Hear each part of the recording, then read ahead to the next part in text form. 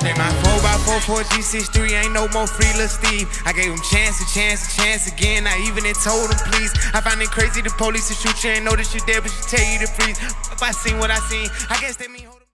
Dominique Jones, born December 3rd, 1994, known professionally as Lil Baby, was born in Atlanta, Georgia in the Oakland City neighborhood.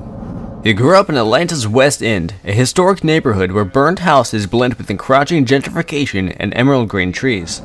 He was 2 years old when his father left the family, leaving his single mother to raise him and his two sisters. While he was not struggling academically, Jones would repeatedly get in trouble, resulting in him dropping out of Booker T. Washington High School in the 9th grade. Baby grew up in a small house with his mother, who worked in the post office after serving with the Marines, and his two sisters. He was the only boy, and I had two girls, Miss LaShawn, Baby's mother says. I spent a lot of time with him. He didn't really have anybody. Baby's father was absent. There's really a lot of things about the hard life and come up with the rapper that you didn't know about, and all that will be covered in this documentary video. But before we take a full dive, I want you to take 1 second out of your precious time to leave me a like. Then, drop a comment in the comment section below telling me what issues in the world of rap you want to see me make videos about. Once you've done that, go ahead and smash that red subscribe button and turn on the notification bell icon right beside it so that you'll get notified by YouTube when I drop your requested video. And now that I know you've liked, commented, subscribed, and turned on notifications, let's take a deep dive into the life of Lil Baby. When asked how that shaped her son, LaShawn says, "I guess you can't miss what you never had. It wasn't like his father was in the picture and then took off." By 16, Baby was getting what he calls real money, enough to afford apartments and cars that would make most high schoolers jealous. Around that time, he was dubbed Lil Baby by a man named Wicked. "I used to be going to sleep wherever. I used to leave my trash everywhere. Typical Lil Baby shit," Baby says. "They start calling me Lil Baby." Eventually, Baby would stop attending high school, committing full-time to drug dealing, needing the money more than anything, he says. "I knew all the drug dealers around my neighborhood. When I was like 10 or 11, I was hanging out with a dude who was like 17. He was getting money to buy a car, having his own little spot. So he was a lot of my motivation too. By the time Baby turned 17 himself, he had 2 condominiums that cost about $2,000 a month. Meanwhile, Baby was beginning to see the way his friends' lives were changing. Young Thug was ahead of him at Booker T. Washington High School, and at one point, he shared a condo with Offset. Offset was the rapper, Baby remembers. He's coming to me like, "I got a 2-bedroom condo, give you half of it." But he was going on the road, so shit, it was really like my condo. Then at 20, it finally caught up to Baby. After being sent to jail 3 times, he was inevitably sent to prison for about 2 years on weapons and drug charges. You're gonna have to be there to actually just fathom what it was like. He says of his time behind bars, it's misery. By Baby's estimate, he knows 20 people currently serving life sentences. 5 of those are close personal friends. He refers to Quality Control Studio, a space the size of a couple of conference rooms. "Imagine just sitting in QC until you die," he says. "Whether you do everything I tell you to do, you're in here until you die, so you ain't living no other purpose until you die. Man, that's a fucked up way to live. I'd rather everybody you get a life sentence and they just take you in the back and kill you. I guarantee you asked half of the people who got a life sentence if they'd rather be taken out back right now and killed. They'll say yeah, guaranteed. Because what are you living for?" "Hardest thing I've ever had to see in my life," Miss LaShawn says of watching her son go to prison. "I hope and pray I never have to go through anything like that again." She visited him every weekend during his sentence, and she distinctly remembers conversations that would ultimately change their lives. He had called home, we talked like we always talked, and I asked him what was his plan when he got out. He was like, "Mom, I want to be a rapper." I was like, "A rapper? Really? You know how when people go away they say anything." But the day he came home, he went to the studio, and it took off after that. Before he was a rapper, Baby was a constant presence in the orbit of QC. When Migos, Rich the Kid, Skippa da Flippa, and Lil Duke were cutting their teeth in the label studio, he was right there, not rapping. A weed dealer with a prestigious reputation, Baby would wait for rappers to return from shows flush with cash that he might take from them one way or another. They was getting money, but goddamn, Baby says, still incredulous. They probably get like 30 grand a show, but they're doing 3, 4 shows, so they come back with 50, 60, and I might win the whole 50. It was Coach K who noticed something in 17-year-old Baby the young dealer had yet to see in himself. K is the power broker behind the Millennium's first cadre of Atlanta legends. Young Jeezy, Gucci Mane, and those shaping the city's future, Migos and Lil Yachty. With a salt and pepper beard and a slow gait, he is the calm at the center of Quality Control's constant hurricane. In Baby, he saw someone with the voice, style, and respect required for success in Atlanta's rap ecosystem. I remember one day we was standing outside the studio, Coach K says. I'll never forget this. He had on all white, and I was just like, "Baby, man, why don't you rap? Like, you got the swag, you got the lingo. You get respect around the city from the east side to the west side to the south side. Why don't you rap?"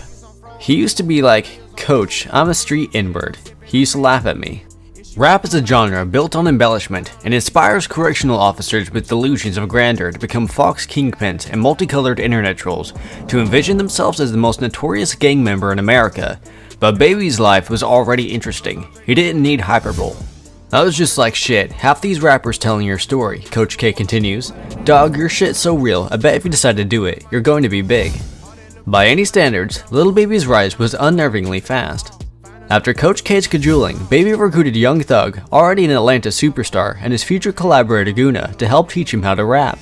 It turned out he was good at it, a dexterous rhymer with a strong grasp of melody, firmly in the traditions of late 2010s Atlanta hip-hop.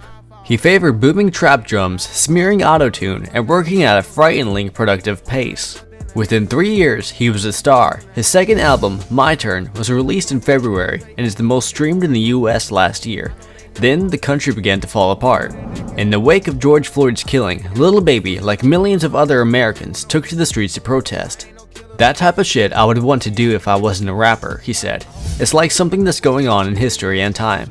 But unlike the majority of protesters still marching for change, Lil Baby wrote a song about it. Released in June, The Bigger Picture was a daringly precise stream of consciousness that finds Baby grappling with the deaths of George Floyd, Breonna Taylor, and Rayshard Brooks against a simple piano-led beat. "They're killing us for no reason, been going on for too long to get even," he raps. "Throws us in cages like dogs and hyenas. I went to court, they sent me to prison." According to Baby and his team, the proceeds from the song will be donated to a variety of organizations. To Lil Baby, The Bigger Picture isn't a protest song. "I just rap about my life. All my songs are basically about me," Baby says. "It was at a point where I felt I needed to say something." Before he was a platinum-selling rapper, the system made sure to underscore the fact that his black life didn't matter. The Bigger Picture isn't a radical gesture, it's Baby's sheer existence as a more potent act of protest. "Now this shit counts," he says. "You gonna hear me. I've been a victim of police brutality," he continues nonchalantly. "I've been in prison where white officers control you. I've been in a court system where white judges give you a different time than they would give someone white. There have been times I had a physical altercation with an officer, and he then grabbed me and took me to a room where there's no camera. We have a physical altercation and left me in a room for about an hour. I'm in there yelling and screaming. I'm so accustomed to it, we don't even make it no big deal. Where we come from, we've got so accustomed to something going wrong, right? Ain't nothing we gonna be able to do about it. I'm from Atlanta, where they had a unit of police that got dismantled for police brutality. The Red Dogs got dismantled for using way too much force. That shit an everyday thing where I'm from. The Bigger Picture is among the most urgent artist statements released since Black Lives Matter exploded into, by some accounts, the biggest American protest movement ever recorded. Even if Baby isn't rapping about anyone but himself, it's clear people are listening. The Bigger Picture has been streamed more than 100 million times, and Coach K says it brought a new level of attention to Baby's entire catalog. The Bigger Picture shouldn't have been necessary for people to take Baby seriously. The socio-political screed wasn't a surprise for Lil Baby or his fans. He's always been a thoughtful writer, rapped in bass-filled beats. But for those not paying attention or with a predisposition to writing off trap MCs in favor of more traditional lyricists like Kendrick Lamar and J. Cole, it was a culture shock. Someone who talks like Baby, draw and all, isn't the type of rapper who tends to be critically revered or obsessively analyzed. But he has long been discussing the ground-level effects of systematic racism and brutality. It's impossible to escape. And as a new generation of protesters take to the streets, it's not the jubilant Kendrick and Pharrell refrain of "we gon' be alright" that they're often heard shouting. Instead, people demand that cops move bitch like Ludacris, or summon the spirit of the late Pop Smoke when chanting Christian Dior Dior I'm up in all the stores, when it rains, it pours. The Bigger Picture isn't perfect. At points, it seems as if it hedges its bets. Corrupted police have been the problem from where I'm from, Baby raps in the second verse, but I'd be lying if I said it was all of them. When pushed on the idea that there can't be good police in a fundamentally flawed and racist system, Baby pushes back. Just because you work in a racist system doesn't mean you racist, he explains. Damn near every system that got a job is a racist system, you know what I mean? CEOs be like old white people. You never know, they gotta be some kind of racist, cause at some certain age, your parent, that was the way of life almost. So I almost feel like all these corporations or whatnot may be racist, and black people are racist too. To me, a racist is someone who treats a different race than theirs a different way than they would treat theirs, Baby says. I feel like if you're a black person and you treat all black people one way and all white people one way, you're racist. I'm not racist, so I give a white person a chance to talk, and actually we get into it before I can say I don't like you or not. And I feel the same way about a black person. You ain't gonna be my buddy just cause you're black, just straight up. In 2017, Lil Baby introduced viewers to his world in the video for his first breakout moment, My Dog. With an auto-tune draw, Baby painted a life he was partially still entrenched in. Me and my dogs, we try to run in your house, he sang. We want them bricks, we want the money, you can keep all of the pounds. 3 years later, riding past the Oakland Food Mart prominently featured in the video, it's hard not to note as Baby has become more economically free. His old neighborhood too has become a hotspot for the free market to take root. In 2013, $18 million in federal funding was secured for Atlanta's Beltline, a project to develop a trail through the city that accelerated gentrification in neighborhoods like the West End. 5 years later, the Atlanta Journal-Constitution dubbed the West End one of the city's upward trending neighborhoods. Lil Baby's debut studio album, Harder Than Ever, 2018, was certified RIAA Platinum and included the song Yes Indeed with Drake, which peaked at 6 on the Billboard Hot 100. He went on to release 2 more mixtapes in 2018, Drip Harder and Street Gossip, the former containing his most popular song, Drip Too Hard, which peaked at number 4 on the Billboard Hot 100, and the latter peaked at number 2 on the US Billboard 200. Lil Baby's second studio album, My Turn 2020, peaked at number 1 on the Billboard 200 and is certified 2 times platinum by the RIAA. The song We Paid from the album, which features 42 Doug, charted at number 10 on the Hot 100. In June 2020, he released the single The Bigger Picture, which peaked at number 3 on the Hot 100 and became the highest charting song of his career. Throughout his career, Lil Baby has been nominated for 3 Grammy Awards, 2 American Music Awards, 2 MTV Video Music Awards, and several BET Awards. He has been crowned as the biggest all-genre artist of the year at the Apple Music Awards 2020. Pierre P. Thomas, Quality Control's CEO, knew firsthand the allure of Baby's old life. P, fatherly and proud when discussing his signee, has known Baby roughly since 2010 when he was a wiry teenager. He used to run around with my best friend Big, P says. Baby is like my brother. While Baby was locked up, P began planting seeds. When he was in prison, I used to talk to him and tell him like, yo, when you come home, try to get in the studio and rap, P continues. I had a big influence in Baby switching over from the streets to the music. In early 2012, he was charged for possession with intent to sell, among other charges. His original lawyer urged him to take a 2-year plea deal, but Jones refused and acquired a new lawyer. This new lawyer placed Jones in a special program that would only hold him for a year. While in this program, he got into an altercation with a white prisoner over racial comments, after Jones' sentencing was replaced with the original 2-year deal. Later, in 2013, he had a charge of possession of marijuana, less than an ounce. In 2014, he was arrested again and charged with possession of marijuana with intent to sell, among other things. After being incarcerated for 2 years, he began his rap career with 4PF, 4 Pockets Full, and Quality Control Music. A couple of days after his release from prison in 2016, Baby arrived at the studio ready to rap. After trying and failing to make a fully realized song, Baby said fuck it and abandoned his dream. It wasn't until January 2017 that he'd finally commit to his new path and finish a song. Days Off, the introduction to Baby's inaugural mixtape, Perfect Timing, shows off a voice he had yet to settle into, and nasally delivery that sounds like an unpolished imitation of Future. Baby raps, savage for the money, going hard for my kids, sometimes I had nightmares about the shit that we did. From there, Baby's palette developed as he learned to mind feelings of heartbreak, close friends, and despair, emotionally scarred, all while his technical skills sharpened.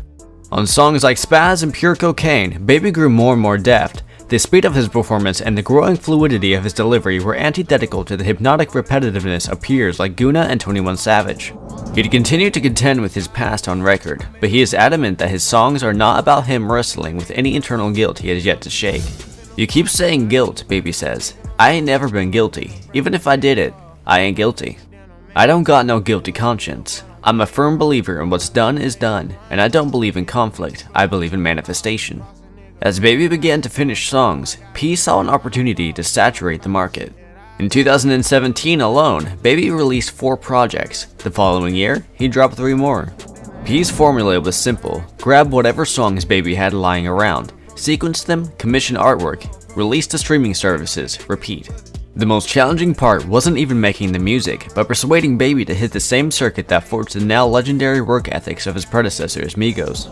I had to argue with him sometimes, because at the time he was making a lot of money on the streets and I used to put him on the road to do promo, P explains. He used to go through the ATLiens circuits and do shows, but he wasn't getting paid. He might be getting $500 to $1,000 a show. In order for him to do these shows, he got to get a van, drive there, 4 hours, go to the show, and come back. Rashad, Baby's avidable day-to-day manager, vividly remembers taking the budding artist to hole-in-the-wall clubs in places like Jackson, Mississippi. Seeing him perform in these clubs, you don't have production, you don't have a screen, you don't have pyrotechnics, you don't have CO2. I don't even think we had a DJ. I think I was just telling the DJ, like the club DJ, what song to play at the time. Like he would be the performer, I would be in the DJ booth for the DJ, like cool, play this song next, play that song. Shortly after his release from prison, Jones released his mixtape, Perfect Timing, with features from Young Thug, Lil Yachty, and others. He released his second mixtape entitled Harder Than Hard on July 18, 2017. On October 9, 2017, Jones released a collaboration mixtape with close friend and fellow Atlanta rapper Marlo, To The Hard Way. This mixtape did not create as big an impact as the former 2 tapes, but still garnered some attention. Through the success of the single, Jones attracted much attention towards his mixtape.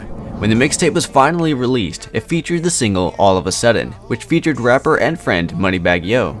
The mixtape was defining of much of Jones' current career. In May 2018, Baby released his debut studio album, Harder Than Ever, which debuted at number 3 on the US Billboard 200 chart. The album was supported by the singles Southside and Yes Indeed with Drake. The latter peaked at number 6 on the Billboard Hot 100. Life Goes On, featuring Lil Uzi Vert and Gunna, charted at 74 on the Billboard Hot 100. After Lil Baby released Harder Than Ever, he released his collaboration mixtape, Drip Harder, with labelmate and close friend Gunna on October 5, 2018. The lead single, Drip Too Hard, went on to become certified RIA Platinum, and MC Platinum, peaked at number 4 on the Billboard Hot 100, and became nominated for Best Rap Song Performance at the 62nd Annual Grammy Awards. The mixtape was released under the labels Quality Control, YSL Records, and Motown Capital. He has an upcoming song with Young Thug and Jahomie, an underrated artist from New York in 2022 that has been teased for the past 3 years. In September 2018, Baby appeared in the Adult Swim television series Fish Center Live. In November 2018, he released his mixtape Street Gossip, and in December 2018, Baby collaborated with Young Gravy on the latter single, Alley Hoop. He starred in How High 2, the sequel to the 2001 stoner film How High, which premiered on April 20th, 2019 on MTV. On June 21st, 2019, Baby and rapper Future released the second title, Out of the Mud. On July 17, 2019, Lil Baby appeared alongside the Baby on the single Baby, released on Quality Control's second studio album, Control the Streets, Volume 2. The song peaked at number 21 on the Billboard Hot 100. On November 8, 2019, Baby released his single, Whoa, as the lead single for his second studio album, My Turn. The song peaked at number 15 on the Billboard Hot 100. On November 9, 2019, Baby, who was featured in YouTuber KSI's song, Down Like That, along with fellow rapper Rick Ross and British producers SX, performed it for the KSI's Ring Walk at Staples Center for his fight against YouTuber Logan Paul. On November 15, 2019, Baby released a song from the film Queen and Slim, titled Catch the Sun, which subsequently appeared on My Turn. On January 10, 2020, Lil Baby released a second single, Some to Prove, for his album, and it reached number 16 on the Hot 100. The album My Turn was released on February 28, 2020, and debuted at number 1 on the US Billboard 200. It features guest appearances from Gunna, 42 Dugg, Future, Lil Uzi Vert, Lil Wayne, Moneybagg Yo, Young Thug, and Ryla Rodriguez. My Turn produced 12 songs that appeared on the Billboard Hot 100 chart, giving him a career total of 47 songs on the chart, putting him at a tie with Prince and Paul McCartney. Following the release of the album's deluxe version on May 1st, My Turn returned to the top spot on the Billboard 200. On June 12, 2020, Lil Baby released the political song The Bigger Picture amid the George Floyd protests. The song also debuted at number 3 on the Billboard Hot 100, becoming Lil Baby's highest charting song. His song We Paid, featuring 42 Dugg from the My Turn Deluxe, also peaked in the top 10 of the Hot 100. In July 2020, Lil Baby was featured on Pop Smoke's For the Night from his posthumous debut album Shoot for the Stars, Aim for the Moon. The track reached number 6 on the Hot 100. In September 2020, My Turn became the first album of the year to be certified double platinum by the RIAA. The Bigger Picture received 2 nominations at the 63rd Annual Grammy Awards, Best Rap Performance and Best Rap Song. Earlier in the year, Jones stopped dating girlfriend Jada Cheeves. They had a child together, born on February 18, 2019. She appeared in the music video for his song, Close Friends. He has 2 sons. For Baby, the process was slow. He used to be really frustrated like, "This ain't nothing, I make more money than this in the streets," Pete remembers. "I used to always tell him, but you don't have to deal with the consequences that you have to deal with in the streets. You ain't taking no chances with your life and your freedom. I used to have to instill in his head to just trust the process. I used to always tell him, baby, just trust me, it's going to pay off in the end." A drug shortage finally curbed Baby's appetite for his old life and cemented his commitment to a music career. "It probably was a drought for 3 weeks," he says, "so I was like, I'm straight, I don't want to do it no more. So when it was time to go back and everybody got some again, I didn't get none, I just stayed rapping." Lil Baby isn't even 5 years into his career, and he's already envisioning a dramatized version of his life, whether that be a movie or documentary. "That's why I really don't want to talk, cause my shit be raw. I feel like my story before I got here is just like 1 in a million, so I don't want to give it up yet." We look forward to more good music from the rapper. And that's all I have for you today. If you enjoyed watching the video, go ahead and demolish that like button. Then, like I said earlier, tell me in the comments section what rapper or issues in the music industry you would want to see me make videos about. Finally, don't forget to smash the red subscribe button and hit the notification button so that you'll get notified when we drop a video on the topic you requested. With all that said, I'll see you in the next video. Let's go!